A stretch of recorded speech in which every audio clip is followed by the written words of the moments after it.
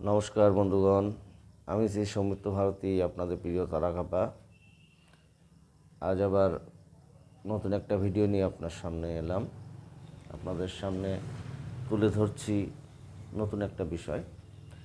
দেখুন, অনেক বাড়িতে দেখা যায় ছেলে কিংবা মেয়ে, বউ, বিবাহিত স্ত্রী যারা, তারা প্রেম করে বাড়ির থেকে চলে যায়।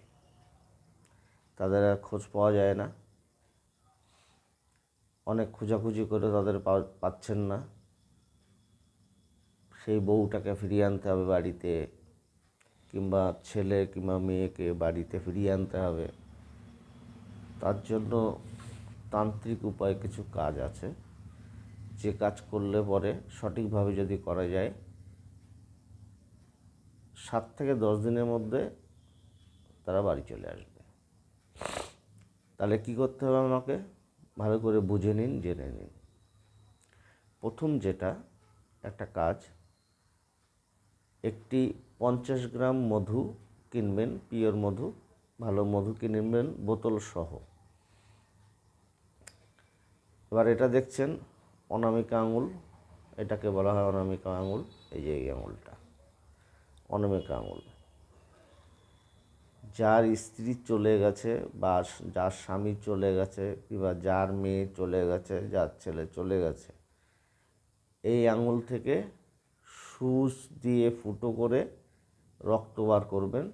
একটু বেশি রক্ত লাগবে, কারণ আপনাকে ভুজ পাতায়, দশকর্মার দোকানে পাওয়া যায় ভুজ পাতা, একটু চওড়া ভুজ পাতা নেবেন।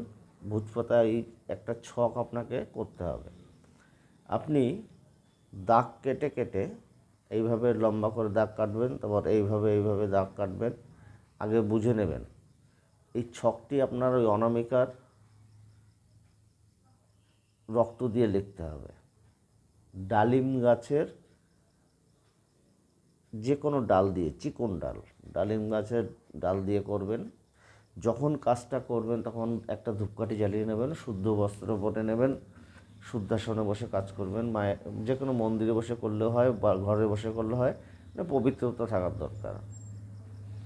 আপনি ছকটা যে করবেন, প্রথম ছকে লিখবেন 6, বাংলাতে 6 লিখবেন, তার নিচে লিখবেন কাত্যায়নী, কাত্যায়নী।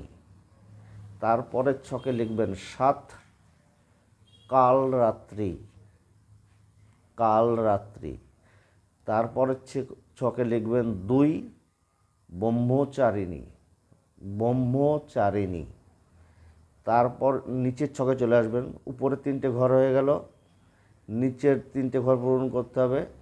তার নিচের প্রথম ছকে আসবেন 1, শৈলপত্রী, লিখবেন 1, শৈলপত্রী।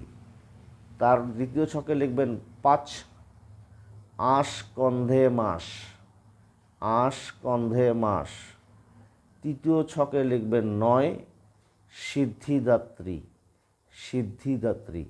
এবার 2টো কোটা পূরণ হয়ে গেল। এবার নিচের ছক, মানে 3 নম্বর ছক, মোট 9টা ঘর হবে।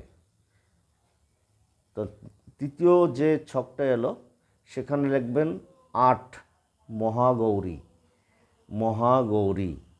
তারপরে লিখবেন দ্বিতীয় ছকে 3, চন্দ্রঘণ্টে, চন্দ্রঘণ্টে। তারপরে ঘরে লিখবেন 3 নম্বরে 4, তার নিচে লিখবেন কুষ্মণ্ডে, কুষ্মণ্ডে। এটা কিন্তু নবদুর্গার নাম। নবদুর্গা আছে না, সেই নবদুর্গার নাম। এই নামগুলো 9টা ঘরে লিখতে হবে। যে যে সংখ্যা দিলাম, আগে উপরে সংখ্যা, তারপরে নিচে নাম, দেবীর নাম। উপর সংখ্যা আগে, তারপরে দেবীর নাম। এইটা দিলে কি হবে, একটা ভুজপাতা একটু বড় লাগবে, কারণ ওটাকে নামগুলো সঠিকভাবে লিখতে হবে। অনামিকা আঙুলের রক্ত দিয়ে ডালিম গাছের ডাল দিয়ে লিখতে হবে। এবার একটু রোদে শুকিয়ে নিন ভুজপাতাটা। শুকানো হয়ে গেলে ওটাকে 4 ভাঁজ করুন, 5 ভাঁজ করুন, 6 ভাঁজ করুন, আপনার সুবিধা মতন ওই মধুর মধ্যে ঢুকিয়ে দিন। ভোজপাতাটা, লেখা ভোজপাতাটা ঢুকিয়ে দিন, ভালো করে টাইট করে মুখটা আটকে দিন। আটকে দিয়ে ওটা আপনি ঠাকুর ঘরের যে কোনো জায়গায় রাখতে পারেন। এই গেল এক। দ্বিতীয়ত, যার জন্য কাজ করছেন, সে আপনার ঘরের স্ত্রী হোক, ঘরের স্বামী কিংবা ছেলে হোক, মেয়ে হোক, তার ব্যবহার করা সমস্ত জামা কাপড়, সমস্ত না, মানে একটা জামা, একটা কাপড়, একটা প্যান্ট, একটা জাঙ্গিয়া, একটা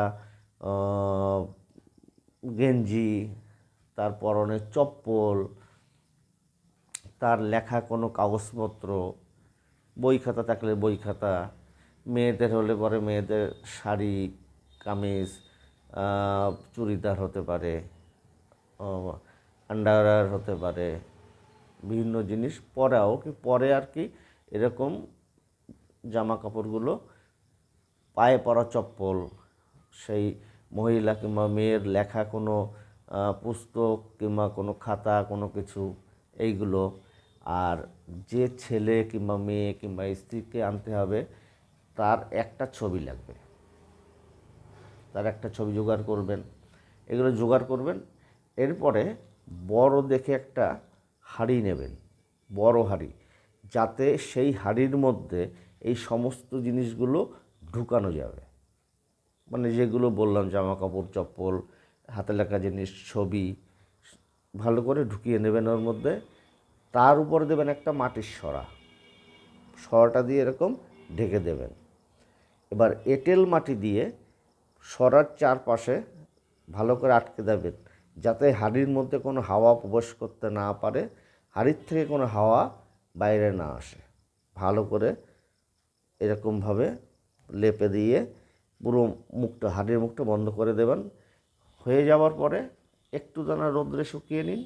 শুকিয়ে নিয়ে আপনার বাড়িতে যে স্থানে সূর্যের আলো প্রবেশ করে না, অর্থাৎ অন্ধকার থাকে, সেটা আপনার খাটের নিচে হতে পারে, কোনো পরিত্যক্ত ঘর হতে পারে, কোনো অন্ধকার ঘর হতে পারে, সূর্যের আলো প্রবেশ করে না এবং সচরাচর সেখানে কেউ যায় না, সেখানে ওই হাঁড়িটা যে মুখটা আটকালেন এইভাবে উল্টে দিন, অর্থাৎ সরাটা মাটির নিচের দিক দিন।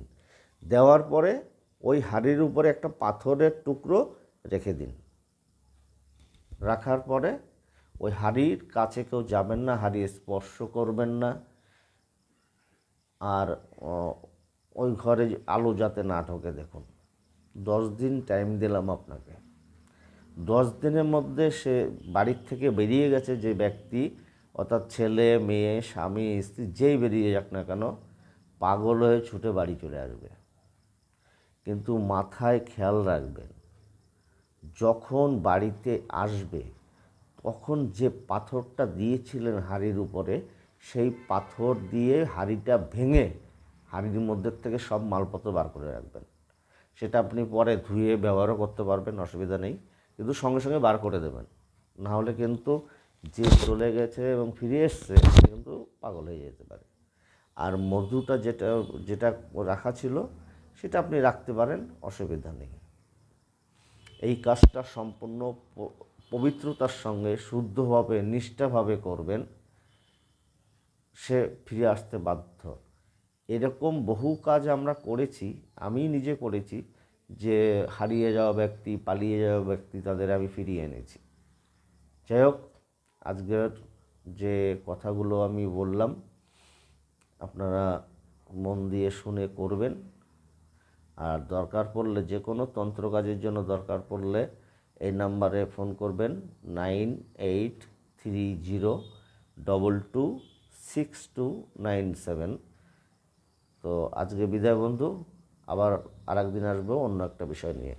জয় মা তারা, জয় গুরু বামদেব, সবাই ভালো থাকবেন, নমস্কার।